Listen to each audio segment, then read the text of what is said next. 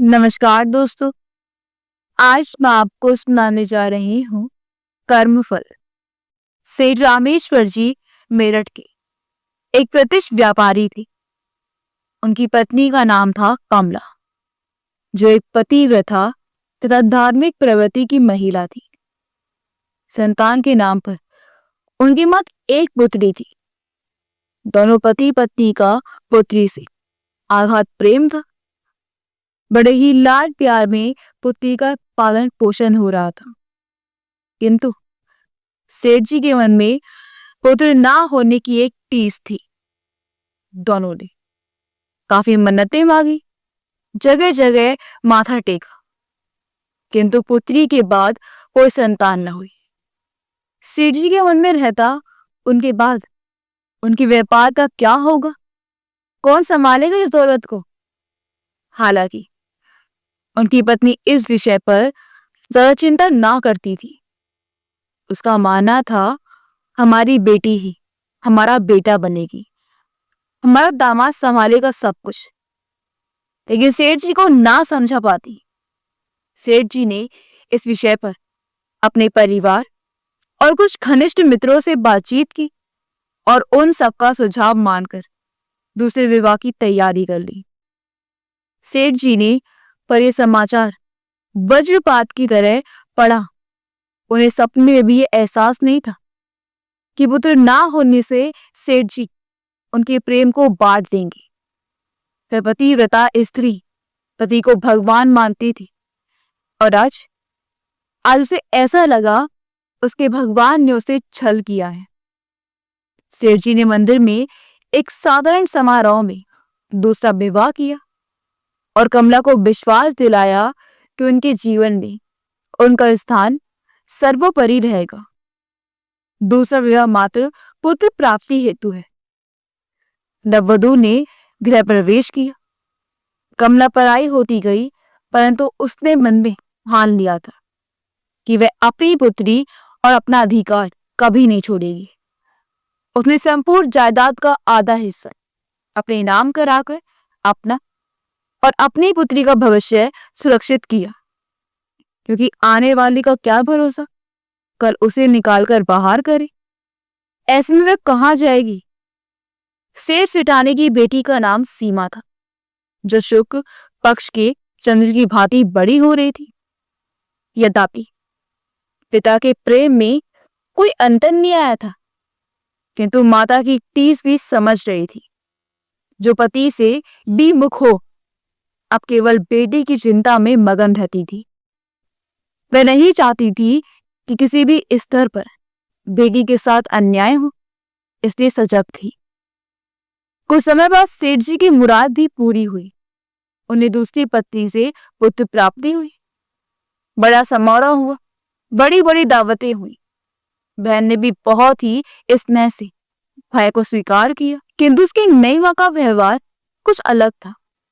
पुत्र की मां होने की गौरव अनुभूति उसने घमंड को जन्म दे रही थी, और ये घमंड और बढ़ गया जब 2 वर्ष बाद उसने सेठ जी को एक और पुत्र का उपहार दिया। अब उस घर में 2 माएं थीं, और पुत्रों की माता और पुत्री की माता। भारतीय समाज में एक अजीब विडंबना है। यहाँ पुत्र की माता को ही बड़भागी समझा जाता है, लेकिन कमला ने अपने आप को कभी कम नहीं माना। वह अपनी पुत्री को अनेकों पुत्रों से ऊपर मानती थी। कमला की बेटी बहुत ही विनम्र, धार्मिक और सुंदर थी। अब उसकी मां को उसके विवाह की चिंता होने लगी थी। एक दिन मौका देखकर कमला ने सेठ जी से सीमा के विवाह के लिए वर तलाशने की बात की। सेठ जी भी बेटी को बहुत प्यार करते थे।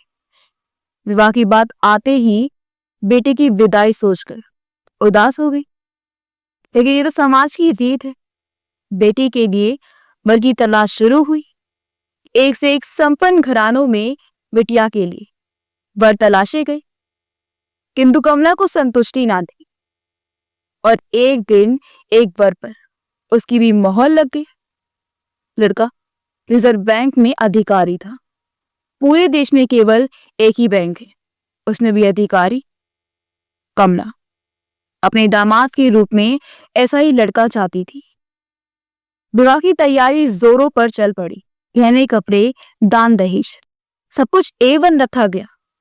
इस विवाह के चर्चे पूरे शहर में हुए और इस तरह घर की लक्ष्मी सीमा की विदाई हो गई। सेठ जी बिटिया को विदा करते हुए बहुत भावुक हुए, किंतु कमला तो अकेली रह गई। न कभी सौत के पुत्रों को न अपना पाई। निर्मल मन वाली पवित्र सी सीमा नए घर में आई। जब पूरे सम्मान के साथ उसका स्वागत हुआ। सीमा का ससुराल एक संयुक्त भरा पूरा परिवार था, सदस्यों से भी और धन ऐश्वर्य से भी। उसकी सास स्नेह से भरी एक विधवा थी, जिसके 4 पुत्र तथा 3 पुत्रियां थी।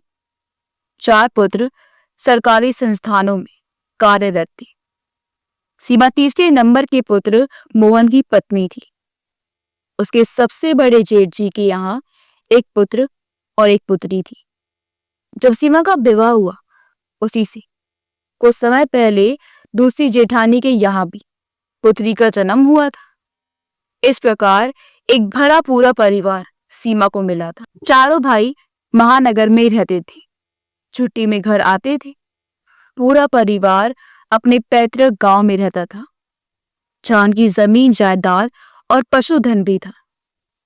घर में काम करने के लिए नौकर चाकर थे। सीमा विवाह होकर आई तो पूरे गांव में उसके दहेज के बहुत चर्चे हुए। ये चर्चे डाकुओं के कानों तक भी पहुंच गए। उन दिनों वहां डाकुओं का बड़ा आतंक था। लोग छतों के ऊपर बाल्टियों में मिर्च का पानी और पत्थर रखते थे। आज डाकुओं के निशाने पर सीमा के ससुराल का ये घर था। डाकुओं ने नीचे नीचे एक सुरंग खोद ली और घर के अंदर प्रवेश कर रहे थे। तभी घर की औरतों को इसका आभास हो गया। वह धीरे से घर के बाहर आ गई और शोर मचा दिया। सारा गांव जाग गया और डाकुओं को किसी तरह जान बचाकर भागना पड़ा। घर की औरतों की सूझबूझ से उस दिन तो ये परिवार बच गया, किंतु भविष्य के लिए एक डर परिवार में पसर गया, क्योंकि घर में केवल महिलाएं और बच्चे ही थे। पुलिस को भी सूचित कर दिया गया, लेकिन इस भय से मुक्ति पाने का स्थायी तरीका यही निकाला गया कि सब कुछ बेच बाच कर महानगर में स्थायी निवास बनाया जाए। एक दिन सेठ सेठानी अपनी बेटी के घर उससे मिलने आए। बेटी और उसके परिवार के लिए बहुत से उपहार तो लाई, लेकिन स्वयं का पानी और भोजन भी घर से लाई। सेठ जी का मानना था बेटी के घर का पानी भी नहीं पीना चाहिए, उसे देने का धर्म होता है। बेटिया परिवार में आनंद से थी, किसी बात की कोई कमी नहीं थी। सेठ सेठानी बिटिया की स्थिति से संतुष्ट थे। बस अब नाना नानी बनने की चाह थी। इसी आशीर्वाद को देकर अपने घर लौट गए। साल दर साल बीत रहे थे। परिवार में हर वर्ष किसी ना किसी घर में शिशु आगमन होता था। सीमा के देवर देवरानी भी माता पिता बन चुके थे। सीमा चाची बनी, ताई बनी, मामी बनी, लेकिन मां का सुख शायद उसके नसीब में ना था। सीमा के भले ही खुद की कोई संतान ना हो, लेकिन घर के सारे बच्चे उसी के सानिध्य में पल रहे थे। उनकी मां को नहीं पता होता कि वह कहाँ है। सीमा सबको बहुत प्यार से रखती थी। वास्तव में मोहन और सीमा दोनों को बच्चों से बहुत प्यार था। दोनों छुट्टी में सारे बच्चों को घुमाकर लाते, सबके लिए सुंदर सुंदर खिलौने लाते। नंदों के बच्चे छुट्टियों में आते और बस मोहन मामा और सीमा मामे के गुण गाते। सीमा बहुत ही धार्मिक प्रकृति की थी। वह हर धार्मिक स्थल पर जाती, मंदिर हो, गुरुद्वारा हो या चर्च, उसने हर जगह मन्नत मांगी। महीने के आधे से ज्यादा दिनों में उसका उपवास रहता। वह अपने पति को संतान सुख ना दे पाने के चिंतित रहती थी।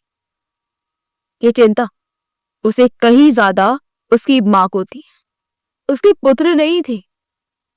उसने बेटी के परिवार वृद्धि में ही अपना भविष्य जाना था। उसने भी हर वेद, हर डॉक्टर से संपर्क किया। विवाह को 15 वर्ष बीत चुके थे, किंतु सीमा को संतान प्राप्ति ना हुई। इधर शिवा के मायके में शिवा के सौतेली माँ का व्यवहार भी अच्छा नहीं था। वह अपने पुत्रों को सीमा और कमला के खिलाफ पट्टी पढ़ाती रहती थी। कमला का आधी जायदाद बेटी और अपने नाम करवाना ही इस व्यवहार का कारण था। सेठ जी चाचा क्षमा से पीड़ित हो गए। एक से एक वेद और डॉक्टर को दिखाया, कोई फर्क ना पड़ा। उनकी हालत दिन पर दिन बिगड़ती जा रही थी। बेटी और दामाद को जब इसकी खबर मिली, जो जहां दूसरी पत्नी ने अपने बेटे और खुद को सेठ जी से दूर कर लिया था, वहीं बेटी और दामाद तुरंत उन्हें लेने आए। सेठ जी जो बेटी के घर का पानी भी नहीं पीते थे, वह भला बेटी और दामाद से सेवा कैसे कराएंगे। उन्होंने उनके साथ ना जाने का बहुत बहाने बनाए, लेकिन दामाद जी ने कहा, बचपन में ही मैंने अपने पिता को खो दिया था। आप मेरे धर्म पिता हैं। मैं अवसर अपने हाथों से ना जाने दूंगा। महानगर में अच्छे से अच्छे डॉक्टर से आप जल्दी ठीक हो जाएंगे। और इस प्रकार आज वह पिता, जो बेटी के यहाँ पानी भी नहीं पीता था, समय और बीमारी के आगे मजबूर होकर उसकी सेवाएं ले रहा था। दामाद जी अपने हाथों से उनके सारे काम करते, उन्हें नहलाते, समय से दवाइयां खिलाते, स्वयं अस्पताल लेकर जाते। लेकिन सेठ जी ठीक नहीं हो रहे थे। अंदर ही अंदर उन्हें यही दर्द खा रहा था। बेटों का बाप होते हुए भी बेटी की सेवाएं लेनी पड़ रही है। लेकिन एक खुशी ये थी, उनकी चिता को मुखाग्नि देने के लिए बेटा है।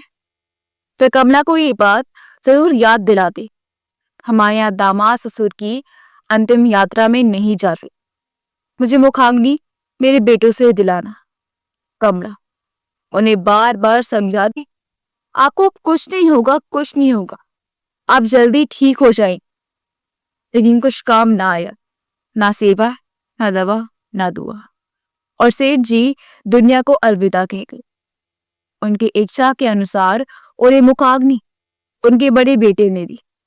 बेटे के फर्ज निभाने वाले दामाद और बेटी को अंतिम यात्रा में शामिल होने का अधिकार नहीं दिया गया। सेठ जी के जाने के बाद कमला बहुत अकेली हो गई, जबकि सेठ जी के 2 पुत्र और दूसरी पत्नी थी, किंतु कमला उन्हें कभी स्वीकार नहीं कर पाई। कमला के जीने का एकमात्र सहारा उसकी बेटी और दामाद थी। वह सोचती कि जिसका स्वयं का बेटा भी होता तो शायद उनकी इतनी सेवा ना करता जितनी मोहन ने अंतिम समय में सेठ जी की थी। ऐसा दामाद पाकर वह स्वयं को भाग्यशाली मानती, किंतु उनका निसंतान होना उसे चिंतित करता रहता। एक दिन अचानक बेटी सीमा भी हृदय गति रुकने से चल बसी। ये सोचना कमला के लिए हृदय घात के कम ना थी, किंतु वह समझ ना पा रही थी कि वह क्यों जीवित है। उसकी सौत और उसकी बच्ची, उसके पति की और उसकी वर्षों की मेहनत की धन दौलत पर चिता मुक्त जीवन भी रह रहे थे। उन्हें ना तो सेठ जी के जाने का कोई अफसोस था, न सीमा की। कमला अपने कमरे में पड़ी पड़ी सोच रही थी, उससे ऐसा कौन सा अपराध हुआ जो उसे दुनिया से जाना था। तब उसकी बेटी अल्पायु में स्वर्ग से धार गई। विद्या के अधिकारों को लेकर वे अपने पति पर भी विश्वास नहीं कर पाई। आधी जायदाद अपने नाम करा ली। क्या करेगी इस दौलत का? ना बेटिया, ना उसका कोई वारिस।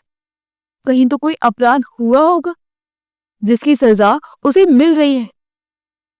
कहते हैं हमारे कर्म ही हमारे सामने आते हैं, तब उसे याद आता है सेठ जी के व्यापार में उनके एक साथी थे, सागर भाई।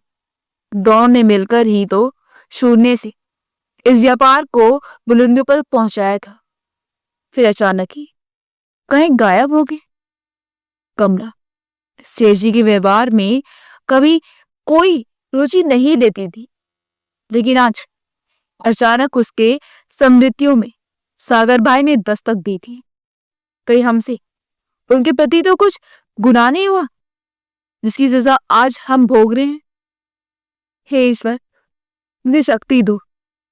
कमला प्रार्थना करते हुए एक निश्चय करती है। अगले दिन वह सागर भाई का पता लगाती है। उसे जो बातें पता चलती हैं उन्हें जानकर वह अपराध बोध से भर जाती है। सेठ जी और सागर भाई साझे में व्यापार करते थे। तभी सागर भाई एक बार जब यात्रा पर गए तो परिवार सहित दुर्घटनाग्रस्त हो गए। इस दुर्घटना में उनका पूरा परिवार मारा गया। ये घटना उन दिनों की थी जब सेठ जी अपने बेटे के जन्म की खुशी में आनंद मगन थे। उत्सव के पश्चात उन्होंने सागर भाई के विषय में कुछ भी जानने का प्रयास नहीं किया, क्योंकि वह यही समझते रहे कि उनका अब कोई नहीं बचा। यही उनके जीवन की सबसे बड़ी भूल थी। कमला ने पता किया। वह सागर भाई के पैतृक गांव गई। वहां जाकर जो बात उसे पता चली उससे उसके पैरों तले जमीन खिसक गई। वह भगवान को व्यर्थ नहीं उल्हाने देती थी, जबकि ये तो स्वयं के कर्म फल थे जिन्हें वह भोग रही थी। सेठ जी को सागर के विषय में जानना चाहिए था, किंतु उन्होंने ऐसा कोई प्रयास नहीं किया और सागर भाई के हिस्से को भी उनका आश्रित को देने की कोशिश नहीं की। वे समझ रहे थे कि उनका कोई आश्रित नहीं है, जबकि ऐसा नहीं था। कमला ने पता लगाया कि दुर्घटना के समय उनकी एक बेटी थी जो बच गई थी। सब कुछ होते हुए भी ये बेटी अनाथों की तरह पड़ी। कमला ने फैसला किया कि वह उनकी बेटी का पता लगाएगी, उसे सब कुछ देगी जिसकी वह हकदार थी। अब उसके जीवन का यही उद्देश्य बन गया। कमला रात दिन सागर भाई की बेटी को ढूंढने में लग गई और एक दिन उसकी ये मेहनत रंग लाई। सागर भाई की बेटी उसे एक विधवा आश्रम में मिली जो बहुत ही दयनीय स्थिति में थी और वह एक बेटे की मां भी थी। कमला ने विधवा आश्रम प्रबंधक से बात की और सागर भाई की बेटी, जिसका नाम नीता था, उसे अपने घर ले आई। उसने नीता को बताया कि बेटिया, तुम्हारे अंदर मुझे अपनी बेटी दिखाई देती है। मेरी बेटी तो इस दुनिया से चली गई, क्या तुम मेरी बेटी बनोगी? नीता को तो मानो भगवान ने आकर उसकी सभी मुसीबतों से उभार लिया। वह तुरंत तैयार हो उसे माँ और उसके बेटे को नानी मिल गई। कमला ने बड़ी ममता के साथ दोनों का स्वागत अपने घर में किया, किंतु नीता को उसके पिता के विषय में नहीं बताया।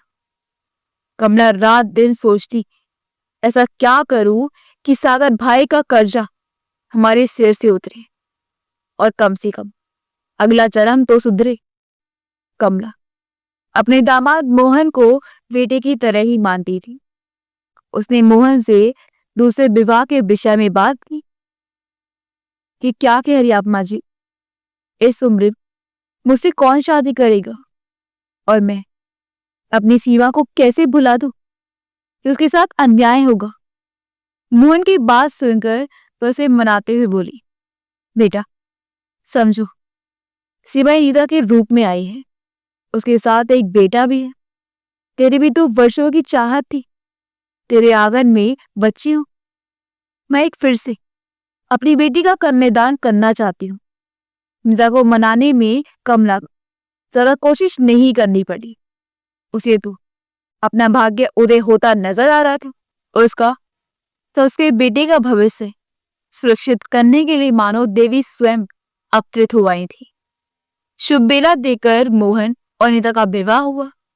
मोहन ने नीता का नाम सीमा रखा और इसी नाम से उसका पानी ग्रहण किया। एक बार फिर से मोहन का बंद मकान घर बन गया। कमला ने बहुत ही स्नेह के साथ नीता को अपनाया और अपनी बेटी का स्थान दिया। उसका घर, उसका बल, उसके सपने, उसके ज्ञान, उसका सब कुछ नीता के नाम कर दिया। वह भावनात्मक रूप से उसे जुड़ गई। उसे उसमें अपनी सीमाएं दिखाई दे रही। मोहन ने भी नीता में सीमा को ढूंढने की कोशिश की, किंतु सीमा और नीता में जमीन आसमान का अंतर था। सीमा निर्मल हृदय, पवित्र आत्मा, संस्कारी मातृत्व से ओतप्रोत नारी थी। परिवार के सारे बच्चे आज भी उसके लिए रोते थे। नीता उसके एकदम विपरीत थी। वह संस्कार विहीन, व्यवहार विहीन और नितान भावहीन नारी थी। उसे बच्चों से नफरत थी। मोहन उसको समझ नहीं पा रहे थे। उन्होंने उसके बेटे को अपना नाम दिया और शहर के सबसे अच्छे स्कूल में उसका प्रवेश कराया। उसे हर वो सुविधा दी जो वह स्वयं के बेटे को दे दे। उसकी माँ को उसकी ज्यादा चिंता नहीं थी। कमला ने मोहन को तसल्ली देते हुए कहा, बेटा धीरे धीरे ठीक हो जाएगी। कभी परिवार में नहीं रही, इसे ज्यादा नहीं जानती। मोहन भी यही सोचता और उसके हर काम पर नजर रखता, उसे सिखाने की कोशिश करता। एक वर्ष बाद मोहन के घर खुशियों ने दस्तक दी और नीता से उसे पुत्र की प्राप्ति हुई। ये उसके जीवन का सबसे खुशी का पल था। इसका सारा श्रेय उन्होंने कमला माँ को दिया। सीमा के जाने के बाद उन्होंने खुशियों के सपने बुनने भी बंद कर दिए थे। वह सीमा की तस्वीर से बातें करते हुए बोली, सीमा ये तुम्हारे प्रताप है। और बच्चे का नाम प्रताप रखा। बहुत बड़ा उत्सव हुआ। सारे रिश्तेदार बुलाए गए। सारे समाज में उत्सव के चर्चे हुए। कमला भूल गई वह बूढ़ी हो चुकी है। खूब नाची। उसे बच्चे में अपना नाती और पोता दोनों दिखता था। उसने सीमा के बच्चे के लिए जो भी बनवाया था सब उस बच्चे पर वार दिया। कमला माँ मोहन से बोली, बेटा मैं अब बूढ़ी हो गई हूं। आज मैं अपना सब कुछ इस बच्चे के नाम कर दी। कमला की बात पर सभी आश्चर्यचकित थे। उत्सव के बाद सब अपने अपने घर चले गए। कमला भी जाने को हुई तो मोहन ने उनके पैर पकड़ लिए। माँ हमें छोड़कर मत जाओ, अब आप हमारे साथ ही रहोगी। प्रताप अपनी नानी की गोद में ही पलेगा और संस्कारी बनेगा। कमला माँ नाती को गोद में पाकर बहुत खुश थी और बहुत ही प्यार से उसका पालन करने लगी। नीता को कमला का वहां रहना बिल्कुल पसंद नहीं आया। कमला उसे एक आंख भी नहीं सुहाती थी। वह उससे नौकरों जैसा व्यवहार करती थी।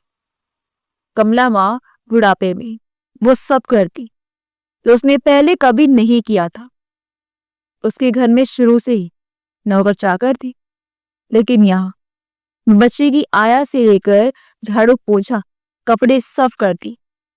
और जैसे ही मोहन के आने का समय होता नीता स्वयं काम करने में लग जाती और बूढ़ी माँ को पूरा सम्मान देने का अभिनय करती। किंतु कमला माँ को नीता का यह व्यवहार कभी बुरा नहीं लगता। वैसे अपने पति के पापों का प्रायश्चित मानती। प्रताप के बाद मोहन की आंगन 2 बेटियों ने जन्म लिया और ये आंगन बच्चों की किलकारियों से गूंज उठा। नीता के बेटे जबन को मोहन ने अपने स्वयं के बेटे से भी अधिक प्यार दिया। उसकी शिक्षा दीक्षा का पूरा ध्यान रखा, किंतु उसे हाई स्कूल की परीक्षा भी पास ना। उसके अच्छे से अच्छे ट्यूशन लगाए, किंतु उसे कुछ समझ ना आता। मोहन उसके भविष्य को लेकर चिंतित थे, जबकि प्रताप और उसकी दोनों बहनें पढ़ाई में बहुत अच्छी थी। आसपास में बच्चों की तुलना होती तो नीता को बिल्कुल अच्छा ना लगता। इसी प्रकार समय बीतता जा रहा था। कमला माँ के सानिध्य में बच्चे बड़े हो रहे थे। अनिता का पहला बेटा रमन अब विवाह योग्य हो गया था। मोहन अब रिटायर हो चुके थे। उन्होंने रमन को शहर के बीच बाजार एक दुकान दिलवा दी थी और उसका काम चल निकला था। मोहन जी का समाज में अच्छा स्थान था। अब रमन के रिश्ते आने शुरू हो गए थे। मोहन ने एक अच्छी लड़की पसंद की और रमन का विवाह कर दिया। मोहन बहुत खुश थे। वह समझ चुके थे कि रीता भी बदल चुकी है और अब सब कुछ अच्छा ही अच्छा होगा। किंतु होता वही है जो विधि को मंजूर हो। एक दिन मोहन ने नीता को कमला माँ का अपमान करते हुए देख लिया, जिसे वह सहन ना कर पाए। वे कमला माँ को बहुत मानती थी। उन्हें आज तक पता कैसे नहीं चला कि उनके साथ इतना बुरा हो रहा है, और इसी दुख में उन्हें हृदयाघात हुआ और वह चल बसे। उनकी जिम्मेदारी अभी शेष थी। उनके तीनों बच्चे अभी बड़े नहीं हुए थे। ऐसे में उनका जाना बहुत दुखद था। बच्चे अनाथ हो गए। नीता और उसका बेटा भावनात्मक रूप से वो उनसे नहीं जुड़े थे। उनके जाने के बाद स्वयं को स्वतंत्र महसूस कर रहे थे। मोहन और कमला माँ की जीवन भर की कमाई के मालिक हो गए थे। नीता ने अपनी आजादी का जश्न सबसे पहले कमला माँ को घर से निकाल कर मनाया। जब मोहन थे वह बहुत नियम से चलती थी। परिवार एक सुंदर दिनचर्या का पालन करता था। अब यहाँ की सुबह अपनी मर्जी की, रात अपनी मर्जी की खाना बाहर से ऑर्डर होता था। वास्तव में अपनी मेहनत की कमाई होती है तो उसकी अहमियत समझ आती है। नीता के इस आचरण से बच्चों का भविष्य अधर में जा रहा था। ऐसे में प्रताप मोहन के रूप में सामने आया। वह कमला माँ के संस्कारों में पला था। छोटी सी उम्र में ही 2 बहनों और स्वयं की शिक्षा पूरी करना और बहनों की शादी करना उसने अपना लक्ष्य बनाया। इधर कमला माँ उस घर से निकलकर सड़क पर आ गई। उसे समझ नहीं आया वह क्या करे। अपना सब कुछ वह पहले प्रताप की नाम कर चुकी थी, किंतु उसका दृढ़ निश्चय था कि अब वह वहां नहीं जाएगी। प्रताप ने अपनी माँ से कमला माँ के लिए कहा, किंतु नीता उसे किसी भी कीमत पर घर में लाने को तैयार नहीं थी। प्रताप बूढ़ी माँ को बहुत प्यार करता था। उसने उन्हें ढूंढने की कोशिश की, किंतु उनका कहीं पता नहीं चला। धीरे धीरे समय बीता।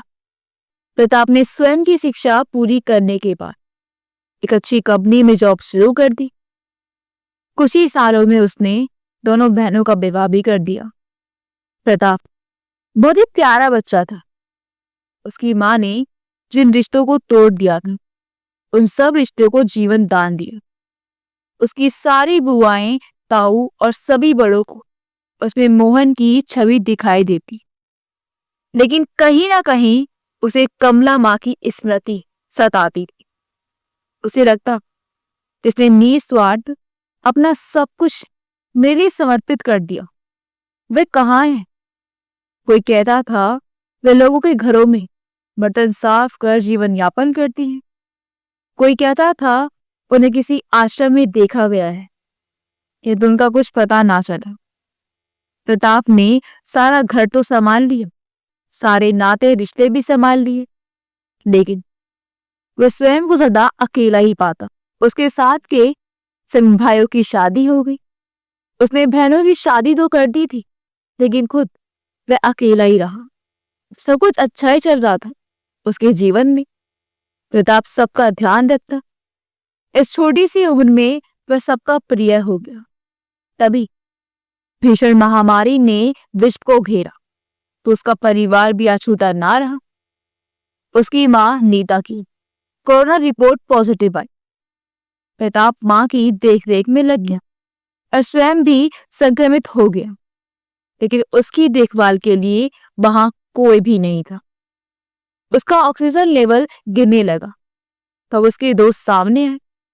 दोस्तों ने प्रताप के लिए रात दिन एक कर दिया। उसे एम्स में एडमिट कराया। प्रताप ने जीने की बहुत कोशिश की, लेकिन महाटिकिनी मौत ने उसे अपना ग्रास बना दिया। बहनों का भाई चला गया, दोस्तों का दोस्त चला गया, हमेशा के लिए। माँ को बेटे की चीर यात्रा की सूचना भी ना मिली, जो उसी अस्पताल में दूसरे वार्ड में भर्ती थी। प्रताप के फोन पर अपने कॉल पर रिकॉल की गई तो पता चला किसी आश्रम से फोन था। वहां एक बूढ़ी अम्मा का परागमन हुआ था। मरने से पहले उन्होंने बताया था, मैं प्रताप की नानी हूं। आश्रम के दान दाताओं में प्रताप का नंबर था, किंतु बार बार कॉल करने पर भी कोई जवाब ना मिला। तो बूढ़ी अम्मा का अंतिम संस्कार आश्रम की ओर से लावारिसों में ही किया गया। प्रताप ने भी पूरी पैकिंग में कोरोना प्रोटोकॉल में सार्वजनिक चिता समूह में इस निर्मोही दुनिया से अंतिम विदा ली। सुना है बूढ़ी माँ कुछ बोलती रहती थी, कुछ तो कर्ज रहा होगा, इसे यूं चुका रहे हैं। राह की रोशनी बनकर खुद को जला रहे हैं। अनाथालय से आई नीता, उसका बेटा बहू पोता पोती आज आनंद से है। शायद पूर्व के अपने कर्मों के फलों का स्वाद चख रहे हैं। जो चले गए वो शायद शरण से मुक्त हो गए हैं। अगर आपको हमारी कहानी अच्छी लगी तो मैं वीडियो को लाइक करें, शेयर करें और हमारे चैनल योगी वर्स को सब्सक्राइब कर दें। मिलते हैं अगली वीडियो में। आपका बहुत बहुत धन्यवाद।